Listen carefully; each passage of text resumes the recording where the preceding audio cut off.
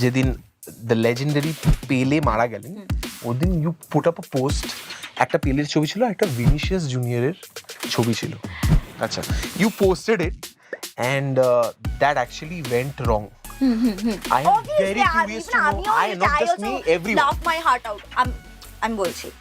I like everybody knows about it because I've been asked this question like zillion times. আমি বলেও দিয়েছি, the answer is on the internet as well, মানে but nobody wants to know that answer. মানে আনসারটা জেনেও ওটা না জানা করে, and they want to keep talking about the same stuff. আমি তখন শুট করছিলাম, সো আমি ভোর 4টার সময় বাড়িতে এসে আমি ঘুমিয়ে পড়েছিলাম। তো 7-8টার সময় মানে আমি জানতে পারি যে এই ঘটনাটা, that Pele was no more. And definitely আমি ছোটবেলা থেকে আমি পেলে মুভি দেখা, সো আমি পার্সোনালিটিটাকে খুবই ভালোবাসি, ঠিক আছে। সো আমি তখন আমার যে অ্যাসিস্ট্যান্ট ছিল, সো আমি বলেছিলাম যে কি মারা গেছে, একটা গুগল থেকে একটা পিকচার নিয়ে আপলোড করে দে।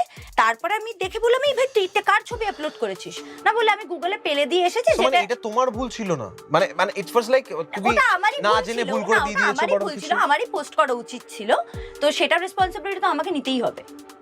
আচ্ছা, this is the story behind which everyone wanted to know because you are aware যে এটা হয়েছে, রাইট? মানে টেরিবল, যেটা হয়েছে বেশ হয়েছে, এটা হওয়া উচিত না। আর আমি যদি এত বড় একজন লেজেন্ডারি ফুটবলার, আমি যদি এতটা সম্মান করে থাকতাম, মানে ডেফিনেটলি করি, কিন্তু আমি তখন অতটা ভাবিনি, আমার নিজের পোস্ট করা উচিত ছিল। Right and I got the punishment for it. Accept করেছো এটাই। না I got the punishment for it, একদম ঠিক আছে।